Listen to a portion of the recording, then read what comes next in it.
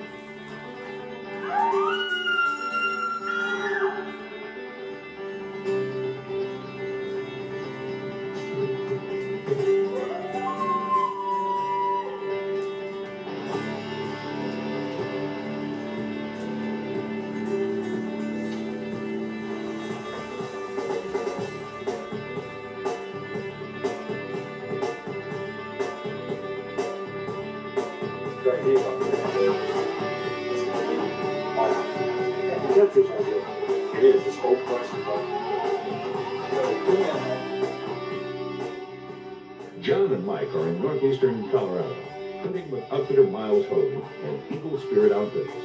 John and Mike will team up with the guides here to show how exciting, challenging, and successful double teaming on bulls can be. Mike will be teamed up with veteran guide and accomplished bow hunter Dennis Williams. John will be guided by elk veteran and game manager Paul Brown.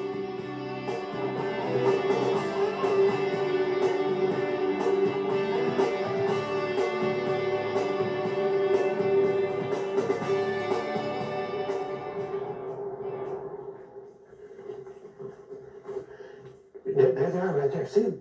Yeah, there's the cow, John. Yeah, just a little bit. There's the bull again. We can't believe it. What kind of place is this? I'm getting there right above the It's not supposed to be this easy. Like I could bugle and things right down here. We wouldn't have to work real hard. Yeah. We're moving to the right-hand side of the oak brush here now. What was your idea about this? That's going to be pretty good. Oh, yeah. And the country's ideal for it. It is. This oak brush and the black timber. Yeah. You know, the two-man idea, the problem everybody has, they think it's the collar. The elk comes in and he stops. And he says, oh, my collar isn't working. He won't come to 67 yards. Not true. He comes in and he looks. There's no elk there. Why should I come in and exactly? There's a two-man deal with the shooter out front. Exactly. I've heard a lot about Paul. I mean, he got you a bull last year. I mean, he's going to be a fantastic. Well, you know, we called in 19 bulls in 4 days here last year, and the bull I killed was about a quarter mile straight up through here. Not far from where we just saw those two elk at all. This place is full of elk. See, I'm not used to hunting places like this. No, you've got that rough stuff in Montana. Rough stuff in Montana. Well, that's what your butts out for about 8 days before you see an elk. You know, Eagle Spirit's got 23,000 acres. And in that 23,000 acres, they've got some terrain, just about everybody. They got some rough stuff, and then they've got some that's not so bad. And, you know, I'm 53 years old. I'll take some of that that's not so bad if I can. Yeah, I'm pretty young. I'm only 50. Yeah.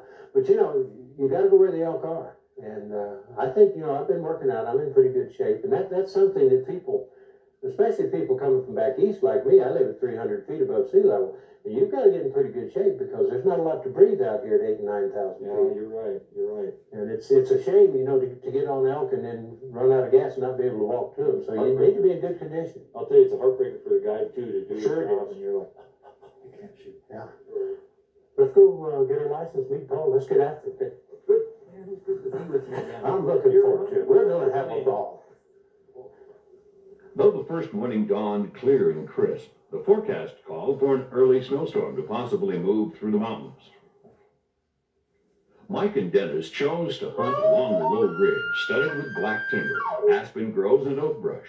It didn't take them long to locate some elk.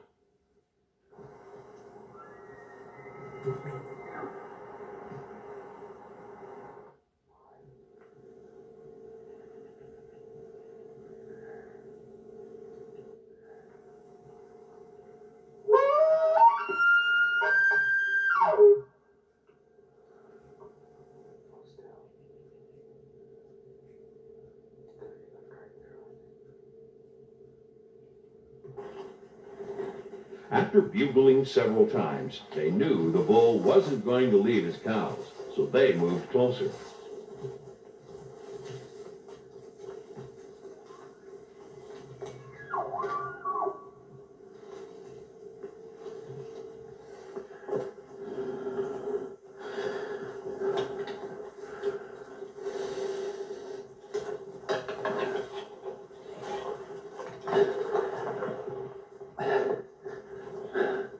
This is terrible. Russian tennis.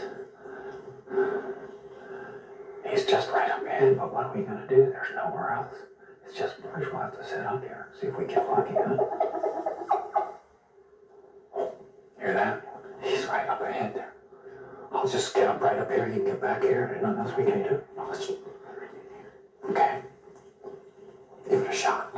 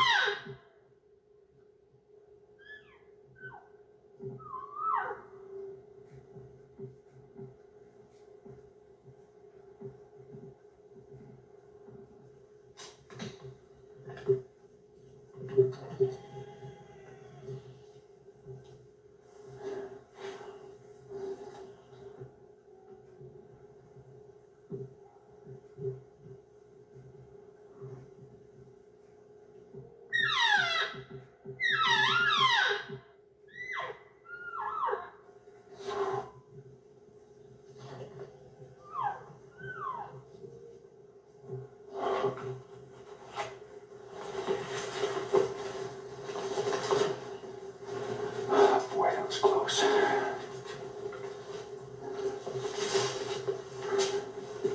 This got us in the one place there, party. That was a lot of fun. He's only 35 yards up there, but let's be quiet. There's a whole brush. Maybe we can work our way around and get the wind. I think we could. He just got us in the wind thicket. Okay, well, I don't think it's over yet. Yeah. Maybe we can circle around like that. Yeah.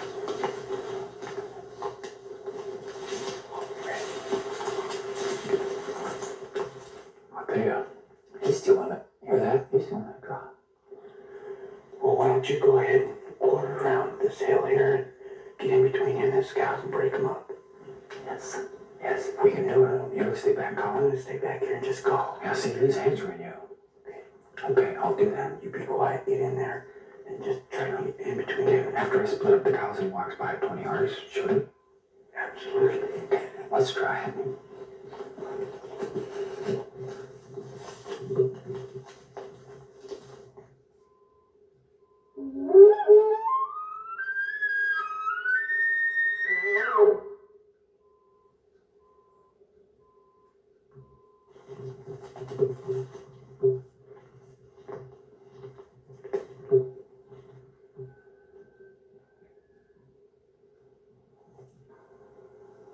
Once closer, Mike got the cows to split away from the bull, but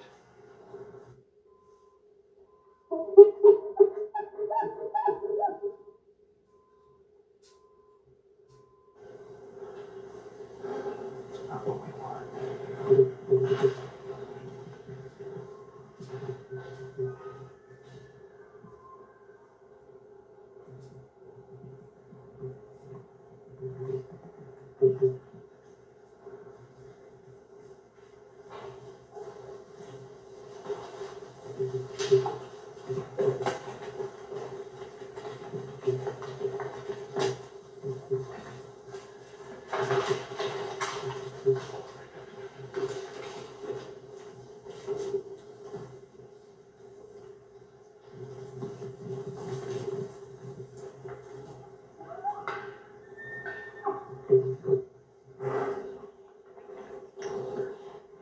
There's good and bad luck in hunting. That was bad luck.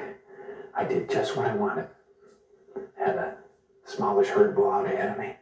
I split him up. I got the cows going down the draw. It's perfect. He's going nuts. I'm going to get between him and the cows. Fate would have it. The lead cow, for some reason, didn't want to go down that draw. Went all the way down. I said, great, start moving. Here they come right back up towards me. And I knew as soon as got into it. They got into the bull, they're gone anyway, so I tried cutting them off, and she hooked around there, and Barton took off, and the bull kind of kept on going with them. Sometimes you wonder, oh, is someone throwing bad dust on me or something? But that's hunting. You know, if we knew everything there was to know about elk, I mean, we'd all be experts, but we're not. We just keep on eliminating mistakes. I did well. Meet up with Dennis. He's still calm back there. That worked out really good, though. It's one of those situations where the bull is half spooked already. He stayed back there. It worked great. The bull didn't feel pressure. He was responding to Dennis all the time. I moved forward. Split up the cows. That's what you want to do with a herd bull. And you could tell he was starting to work his way down, like, who's messing with my cows? Yeah. I gotta go back and get my partner.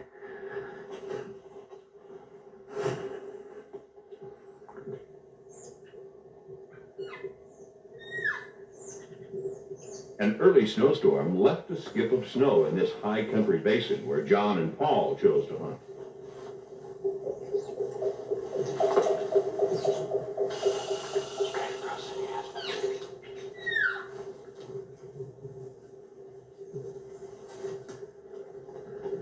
I think we finally found at least 3 bugling balls. We gotta tell things in action here.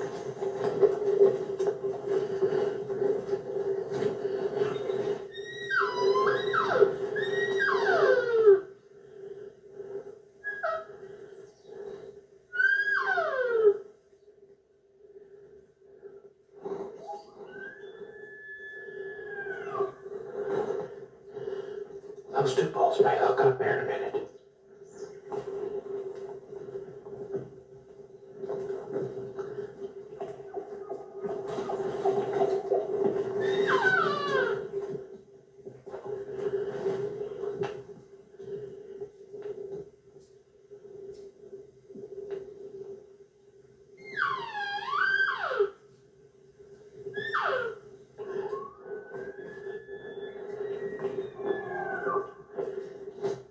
That bull that just bugled in is a smaller bull. He's looked like maybe a 4 or 4x3.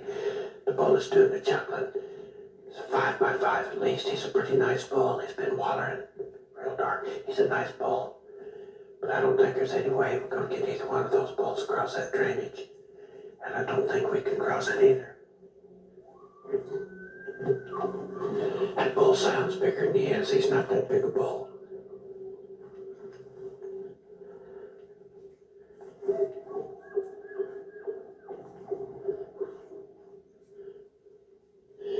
That's a nice bull. That's a really nice bull.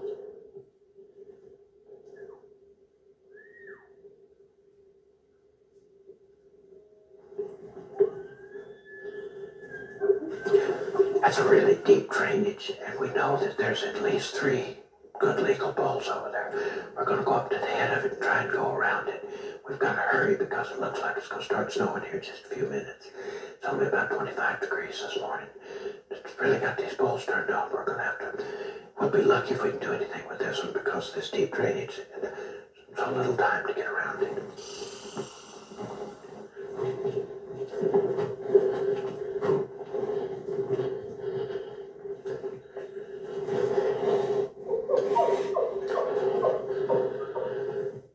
With one bull being very close, they had to set up quickly.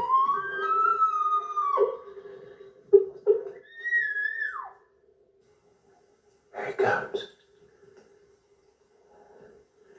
Oh no, he's coming straight at me. About 50 yards now. 40. I can't move, he's got me nailed. Boy, it happened so fast. I'm set up just as wrong as I can be, and there's nothing I can do about it. There's no way I can draw or turn. He's got me nailed. All I can do now is sit here and be a spectator to a really great show.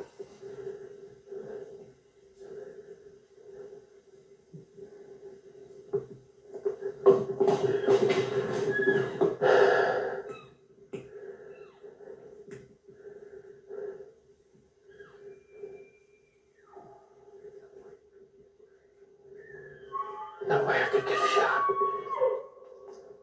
He just came in too quick. No way I could get a shot at him. other thing is that bull behind him over there is a lot bigger than he is.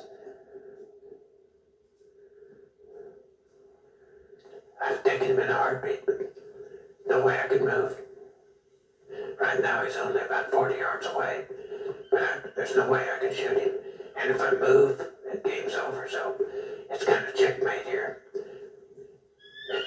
There's a big pine out there. If it goes behind that, I might be able to turn around.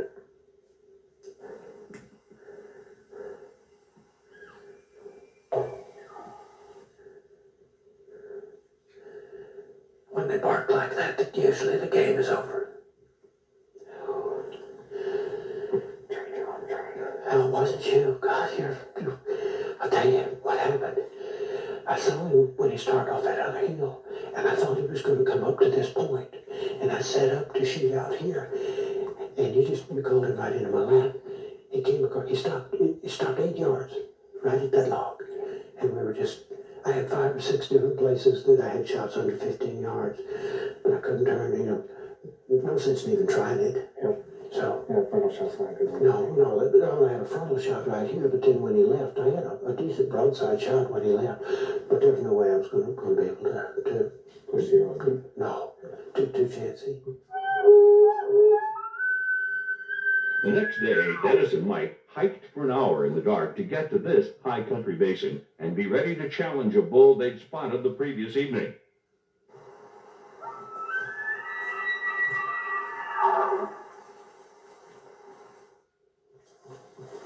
While advancing toward the bull, they were startled when another bull suddenly bugles right in front of them.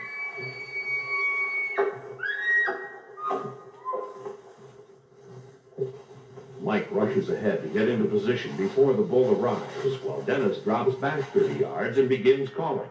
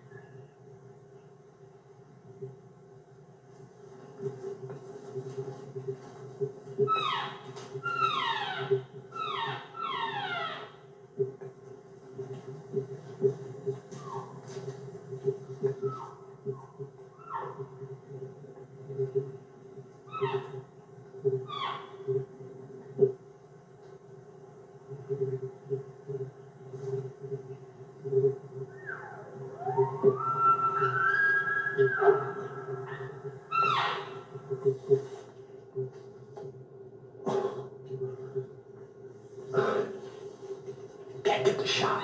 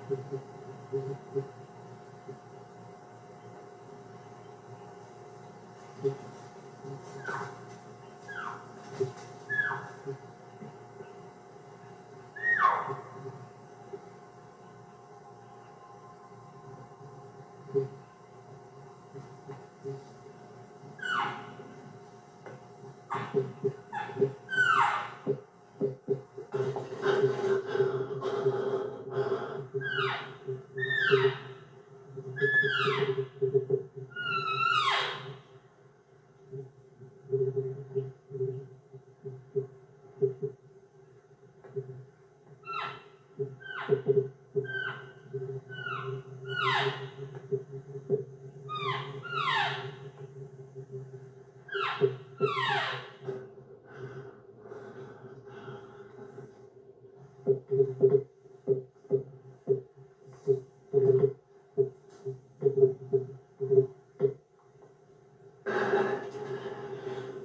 was just a little too far and risky for a shot for Mike.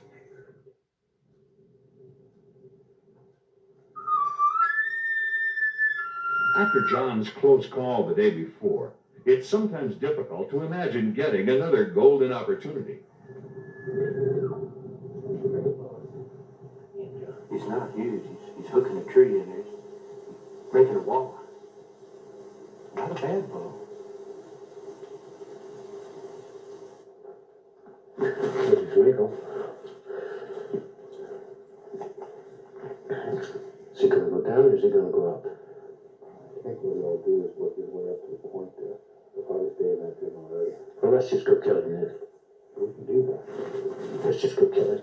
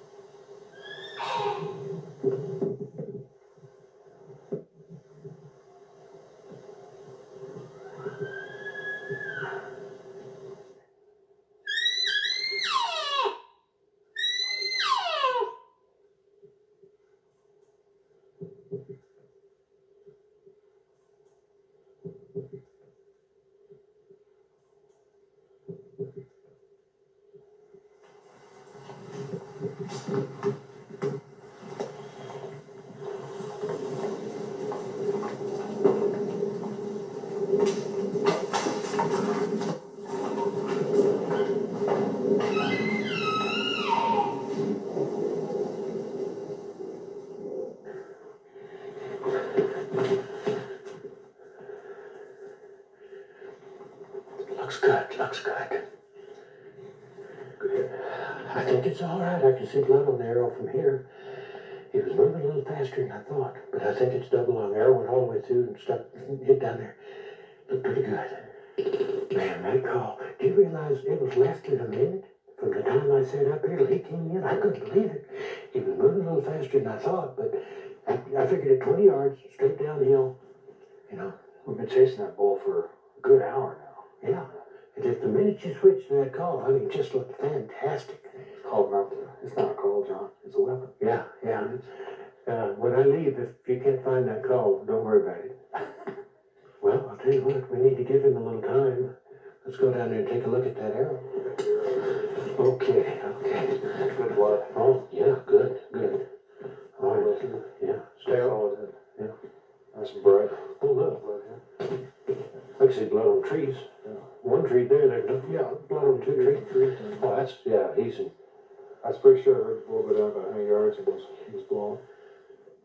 It's been about 45 minutes. Let's go ahead and start after. Yeah, I think with that kind of blood, he's either dead or in the next county. Now, I tell you the truth, I don't think he went 150 yards. I think you're probably right. Okay. Yeah, he's stumbling big time here. There he going up again there. Yep. Congratulations. Thank you, sir. Thank you, sir. Excellent job. Called him across the drainage right into my lap. That's all you can ask for. Well, Paul, now the work is about to begin, and if we're not careful, he's going to slide way down. Super. That's my second Colorado bull in 2 years, and I am just delighted. This is not a monster bull. Obviously, you can see that. This is the kind of bull that maybe you'd be tempted to pass up on the first day. Never pass up the first day what you'd shoot on the last day. We've got a weather forecast for bad weather coming in tomorrow afternoon or the next morning. These bulls could shut down at any time. This is a nice bull. This is a good bull to take with a bow and arrow. I haven't killed that many up. To me, this is a trophy bull. The trophy is in the hunt, not necessarily the size of the antlers. I couldn't be more delighted. And Paul, what a masterful job of calling. It couldn't have been better.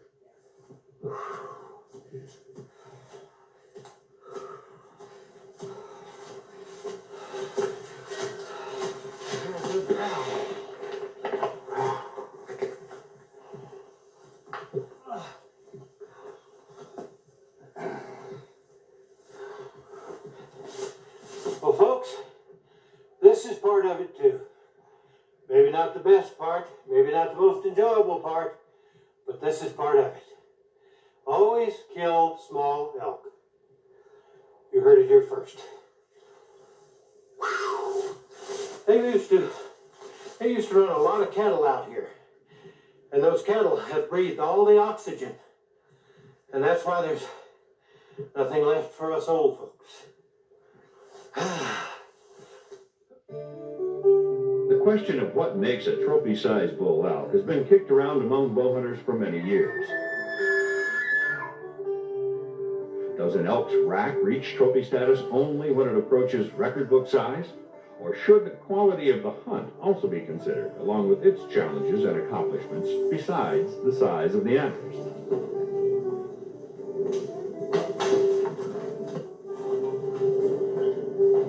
Most elk bow hunters yearn for the pristine high country where the mighty bull elk calls out his bugling challenge.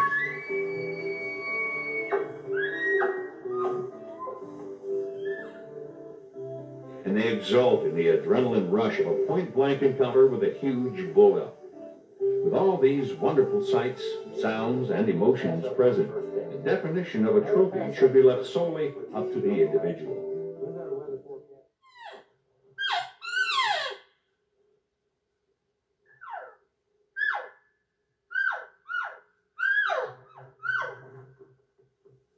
After learning of John's success, Mike and Dennis were now enthused. Being early afternoon, they started calling and bugling, trying to create some excitement in the elk herd.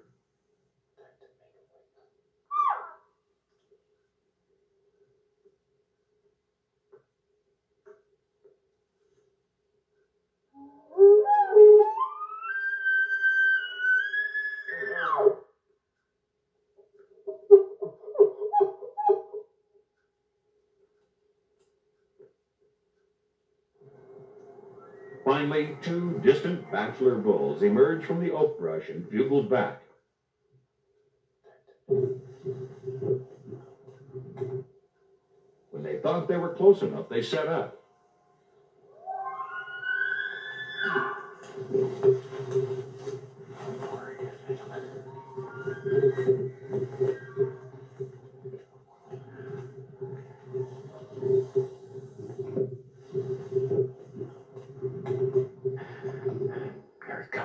Here he comes. I see him.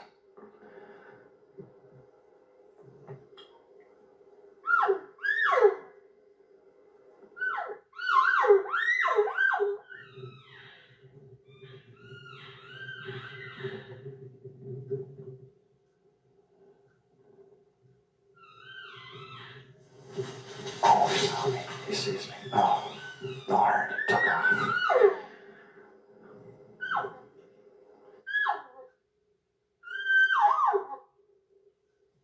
Oh, wait a minute. Here's another one. This is a different bull. Oh, he's coming right in. Come on. One more step. Oh, no. Oh, what? Oh. Oh, he sees me. He's got me now.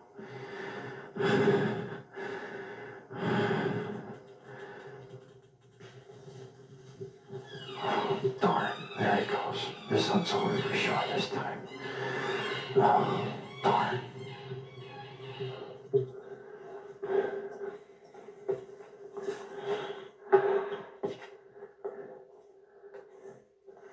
little bit of a problem part. I didn't have one bull. I had two bulls. The first one come right at me. And this oak bush, there wasn't enough cover. The second one, he spooked back. The second one stepped right out in the open, 25 yards, a 3-foot open. It's just from his shoulder forward. And I thought, could I slip one in there? And so I just held off. But I mean, he was 25 yards away. If he had taken one step, I'd have killed him. Oh, that was close. You did a good job, Colin. Thank you very much, John. That was close. Yeah. And you don't want to take a bad shot, so. No, I thought about slipping it in there. Come on. No. Well, we still got time to hunt. And we're getting into it every day, so. Oh, that was just fantastic. That's what it's all about. Yeah, we're going to hook up. Yeah, that was really. You did a good job, Colin. Thank you very much. That fucking cow got him going. Two bulls coming in side by side, 20 yards apart. One was a 6, I believe. No, well, I'm not sure, but I thought it was a 6. there's a couple of bulls that sounded big, so. Yeah. But you know, you always wonder when things like that happen. Isn't that? Could I have had a better setup? Should I have moved somewhere? Or should I, would I? Yeah. Did I? Yeah. Well, that's good. It's getting dark. I really don't feel comfortable going after another one tonight. No. That double team worked perfect. We got a ways back to the truck yet, too, so. Yeah. Let's meander. Maybe we can get something down low. Let's go, buddy. With John's success of the previous day, Paul is free to join Mike in the hunt, while Dennis gets a welcome break to hunt on his own. Let's go get this one. It's all cleared out. Yeah, I found a lot of times when it does clear out, it's pretty quiet in the morning. it is. Let's see if we can't make something happen. Let's separate and we'll do some tag team calling. I'll get about 75 yards behind you. I'll start, and then once you're firing a couple calls, Okay. let's see if we can't stir up some action. Okay, a little different sound, huh? A little different sound. Yeah, okay. Make more sound natural. Yeah, it'd be a miracle if we get something going. If there's no tracks, there's nothing in here. Yeah, we'll give it a try anyway.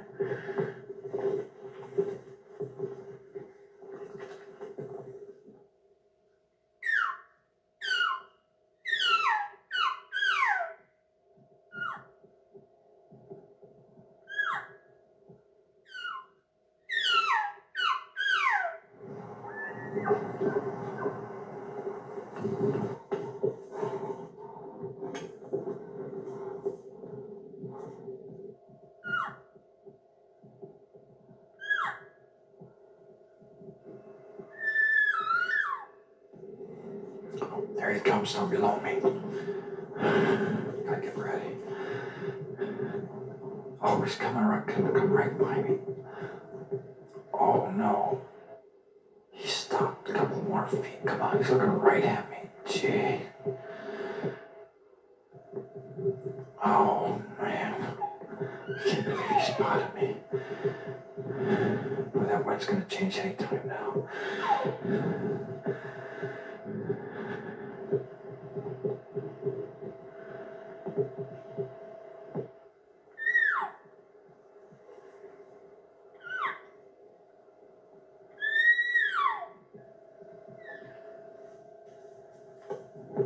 Oh, no. Oh, maybe. Oh, he comes up below me. Look at this. I want to make another chance at it. Boy, that wind's right at him, though. I don't see how I can get him at this. Oh, yeah. Yeah. There he goes.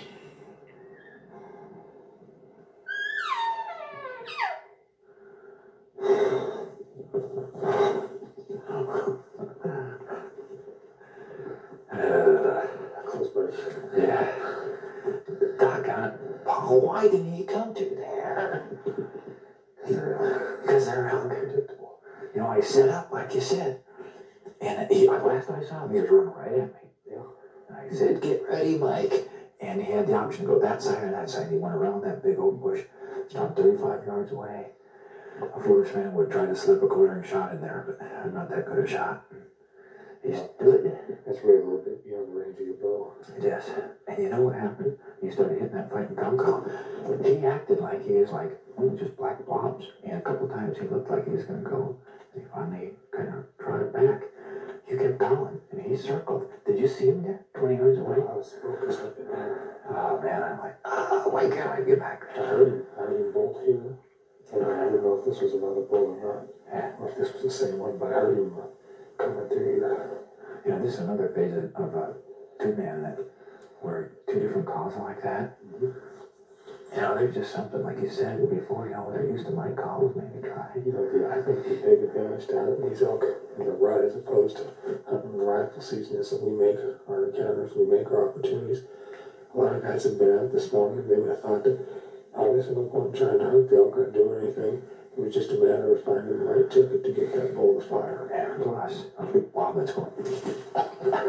The fever. Let's see what you'll find out. Okay, that was fun.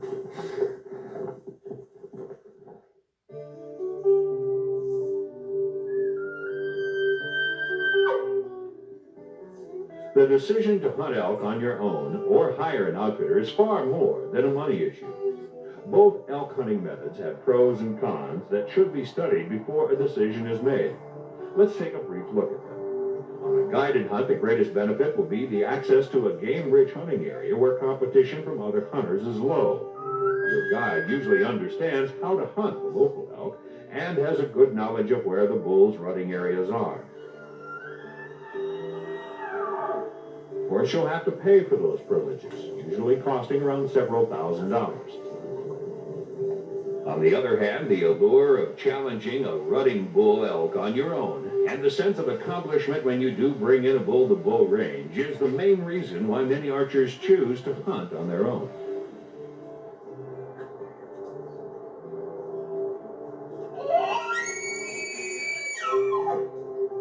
However, the drawback to hunting on your own is the difficulty of finding those backcountry pockets where the elk live.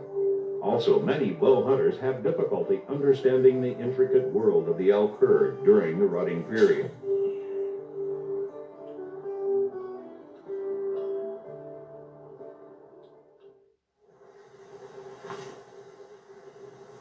It doesn't take Dennis long to locate a bull and go after him.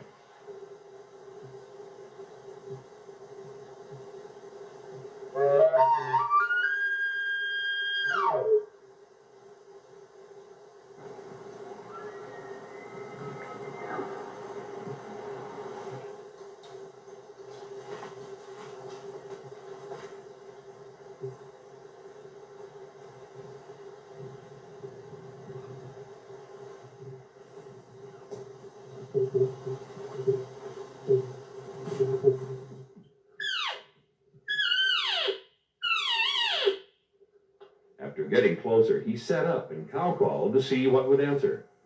There he is.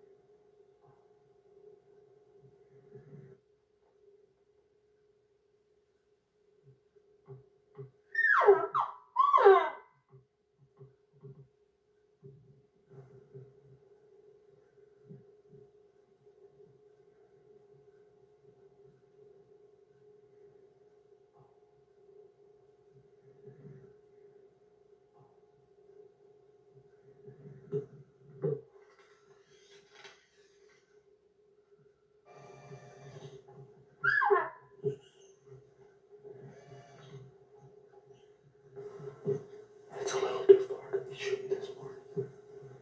We got the rest of the day, so let's get back into it.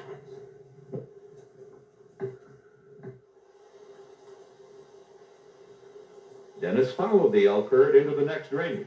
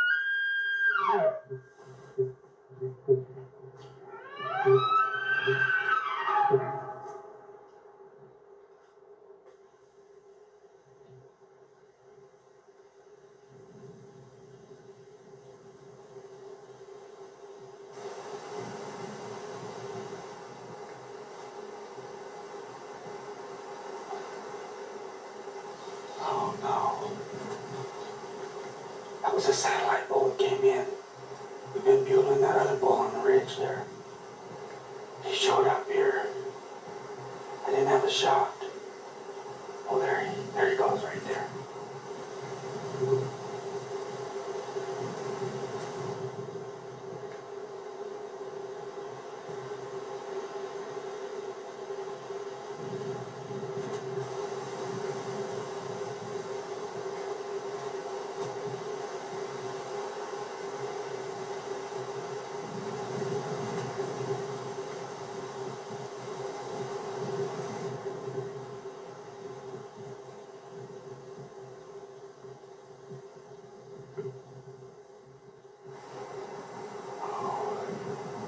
That's that satellite.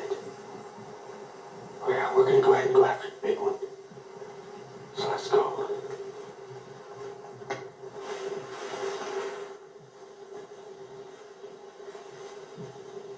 Dennis kept following the elk. When he got to a good ambush site, he slipped in close, set up, and started calling.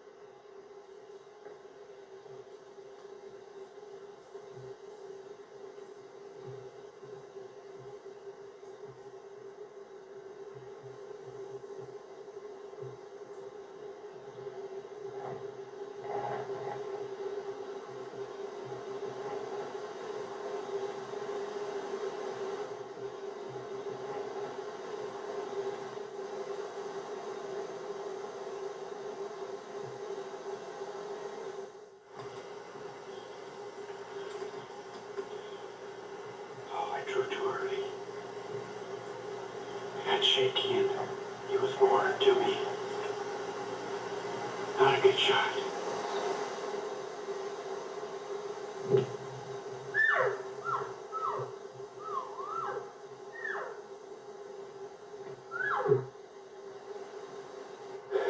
There's a big bull and a little bull in here, and he keeps sending that satellite down. I'd take that satellite if I could get a try, but this bull's been real vocal this morning. We're gonna go ahead and stay on him and hopefully get him in for a shot. So let's go get after him.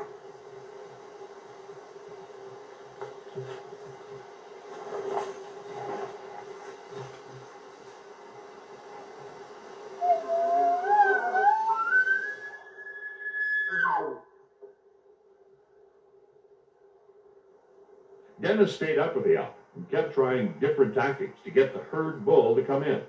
But the bull never did cooperate and finally just moved on with his cows. On their next hunt, Paul and Mike located a big herd bull who's held up across a draw. Mike slips forward until he begins to hear elk moving ahead of him. The plan is for Mike to move in on the herd bull with cow calls, while Paul stays back and bugles.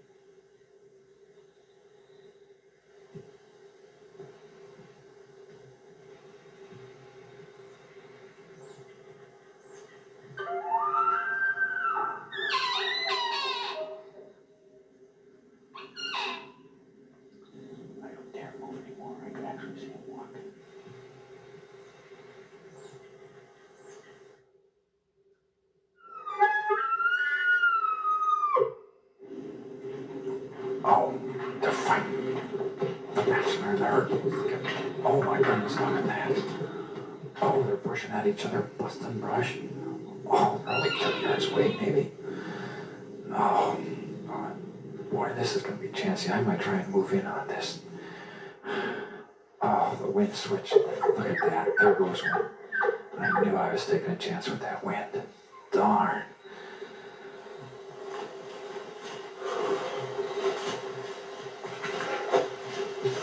Man, that was some time.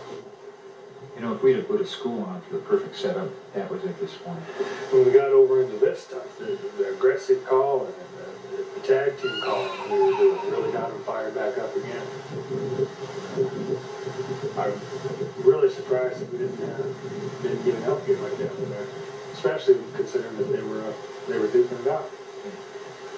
I never did have a good handle on exactly how many elk there were at the beginning. I thought there was one satellite and a herd bull. But we've been talking about double teaming bulls where one guy sits out there like a little chipmunk and be quiet, but we can see that it's not like that at all. That front man, if he can do some calling, then your idea here in the dark timber where you stayed back and kept the herd bull busy, if you'd have advanced with me, he'd have been in the next township. Yeah, the whole idea was to make it sound like I was a bull that was hanging back and that some cows had gotten away from me. And I was bugling, trying to keep things stirred up and interesting with the other bulls, and at the same time it gave you the opportunity to cow call and slip in on those other bulls that were working. What that did was started the mass hysteria, and then we hit that fight and cow call, and the woods just went ballistic. It made for an exciting morning. We just didn't get the elk.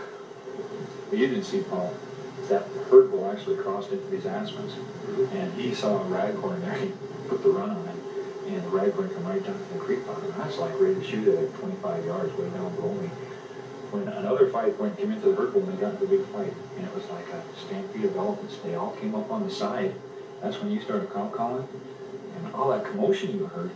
That 5 point and the herd bull got in the fight. I couldn't see everything, but I could see these huge tan bodies going back and forth, clack, clack, clack. It didn't sound nothing like our camping. Yeah. I mean, it was like, man, who's hitting 2x4s? And then I saw one got beat. Took off running. Wow. I know, it was crazy exciting hunting. You know, the exciting part for me is to be there, but the frustrating part is from the guide standpoint, if I'm doing my job right, I usually don't even get to see the elk. And that's what creates the opportunity for the clients, because the elk come in unaware of you and looking for me. That's the way the tag team affects me. You know, it's interesting. I would like to mention that what we did today was like college level elk calling, elk working. Yep. We're still getting nothing. The professor and the protege. Well, normally this is about the time when we're supposed to say, well, I think I hear another bull. Let's go find another one. I'd like to say, let's just lay your fruit. Yeah, about nap time, I think. The next morning, the woods started ringing as Dennis climbed to a ridgetop.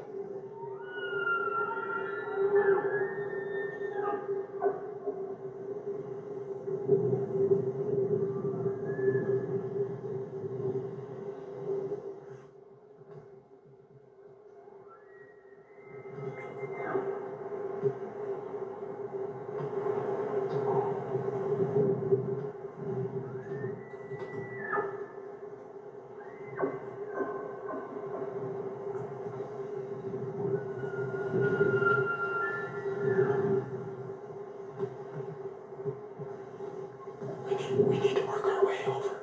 Get the thermals to go down through those aspens. Got at least 3 little bulls in here.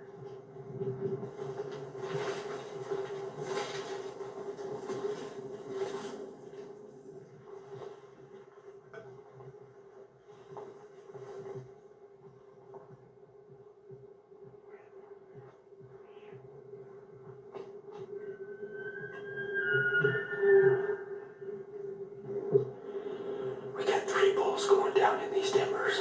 We're gonna try and get in on them. Sneak in as close as we can. Then we're gonna set up.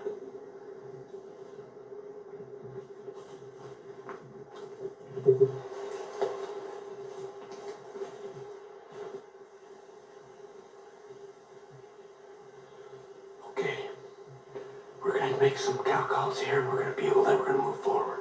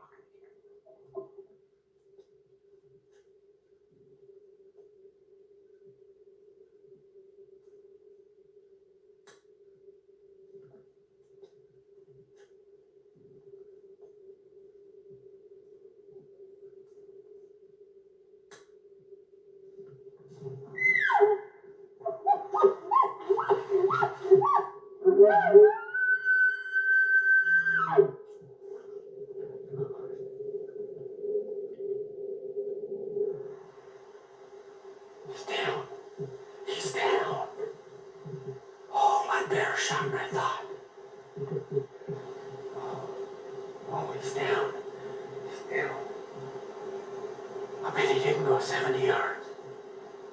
Oh, can you hear him gasping? Oh, we got him. He's ours. Yes.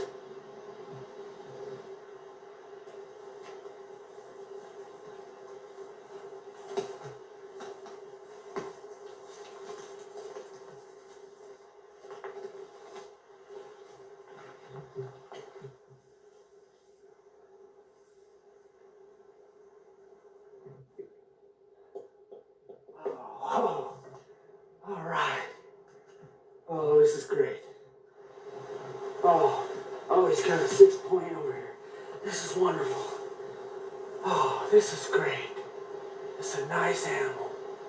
Nice animal. He's nothing monster, but oh, I'm just so thankful to have the opportunity. Oh, right on. Thank you, Lord. The most popular method of hunting running bull elk is the double teaming method. However, some bow hunters also like the challenge of going one-on-one with a bull. Let's compare both methods and examine how they work. As we've already mentioned, the double teaming method allows the shooter to get in front of the caller, usually about 40 yards or more. As the bull advances towards the caller, the shooter should be in good position for a broadside shot.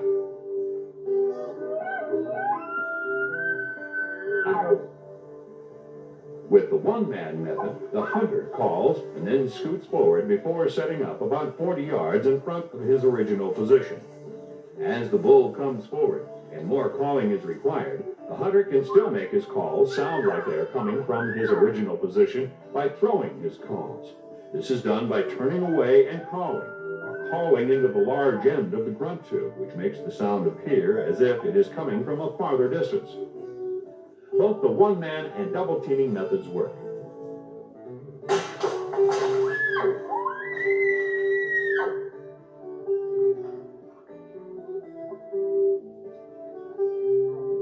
It's just a matter of whether you enjoy the camaraderie of hunting with a partner or the challenge of doing it all by yourself.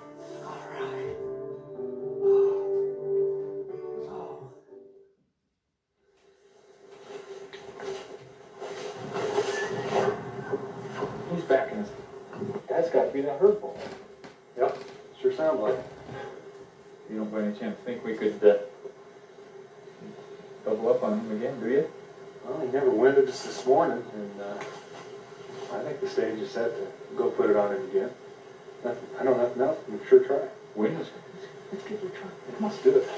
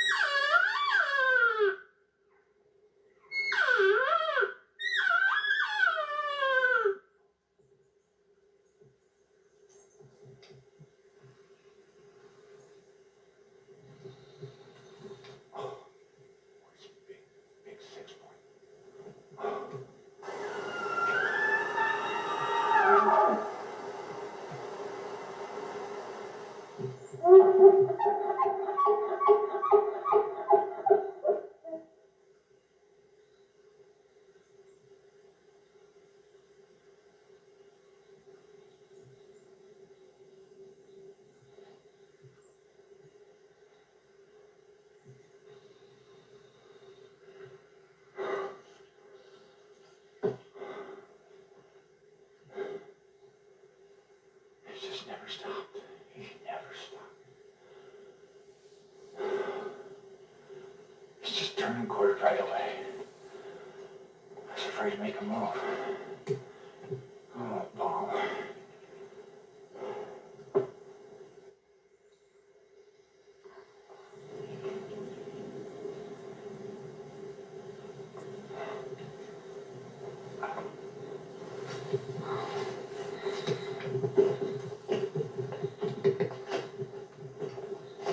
I might have made a fantastic shot, buddy, but I also made a gut shot.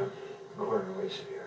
30 yards, 25 yards. Sorry. I'm just gonna take it. Too beautiful an animal.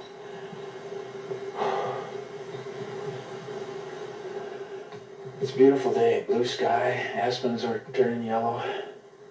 Everything nice. Except for the fact that I just had a 300-point ball at about 25 yards that wouldn't stop.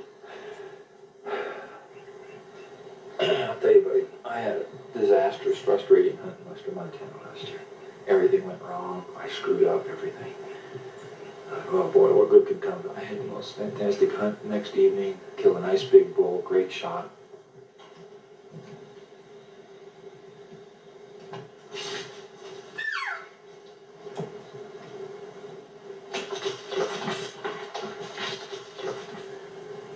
This is just a little blurb. So what if he's about 300-point, 6-point? It'd probably tough me. I don't know, Paul. Oh, man. That's so disappointing. Maybe I should have tried to slip that arrow in there. Oh, I don't think so. You have to feel good about the shot. If you don't make a good shot, you have to live with that for at least the next year, if not the rest of your life.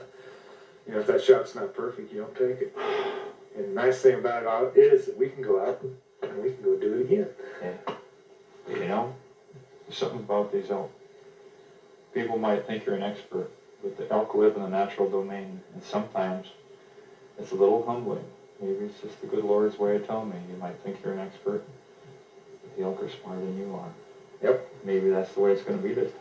And sometimes there's destiny. Destiny. You just have to work your way. The hunt is the process, and we're in the middle of the process. We're in the middle of the process. How humbling me. Mike spent his last day hunting by himself, and it didn't take him long to locate a bugling bull.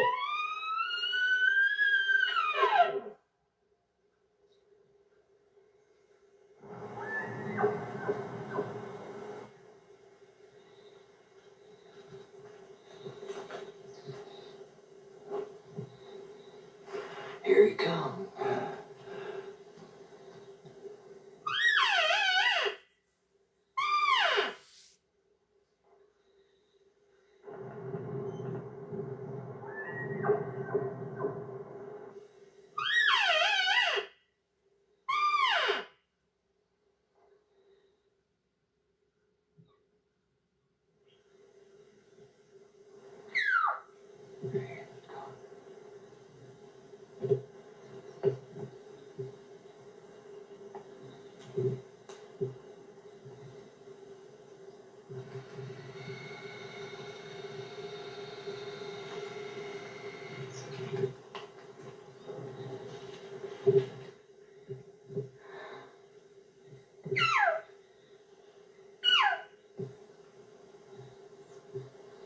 That's a case of being too much in the open.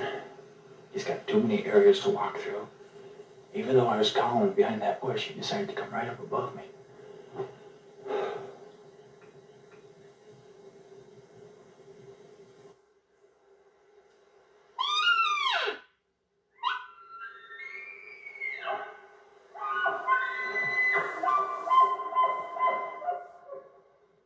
The rest of Mike's morning and afternoon were full of action, but the bulls never quite offered him a clear shot.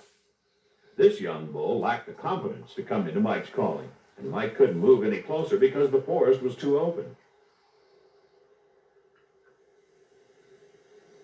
As the storm clouds gather in the late afternoon, Mike contemplates one last hunt for a bull on an oak brush side hill where the light is still good.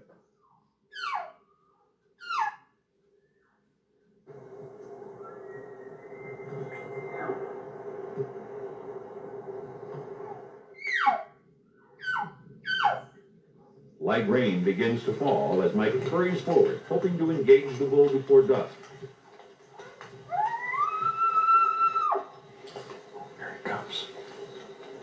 can see him moving through the brush. He's gonna walk right out into the open. Stop here. Come on. Here. Oh, this is perfect. Just get ready. There you go. Oh, he stopped right behind the bush. Oh, I can't shoot. Oh.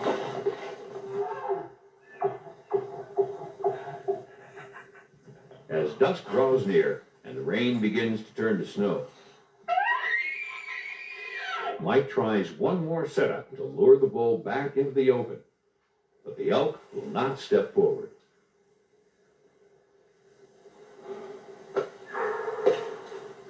Boy, I'll tell you. Rain turned to snow. Too dark. Bulls are still out there. The last afternoon of the hunt. This is the way to end it, isn't it? 2 bulls, 20 yards away from me, coming in on either side. Had a pretty good shot. Could have shot through a little brush there. Passed it out at 25 yards. I guess that's why they call it hunting, huh? See ya. The sights and sounds and emotions of the elk rut and fall test the sportsman on his journey through life, and his success in the hunt is often gauged by unseen feelings and emotions. For the true hunter, the kill is frosting on a cake already spiced with a pungent fragrance of frost-burned aspens in Rocky Mountain paradise.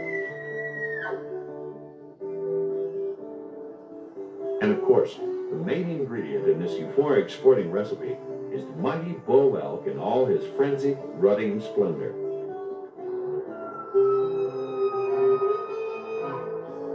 For the elk hunter, it just doesn't get any better than this.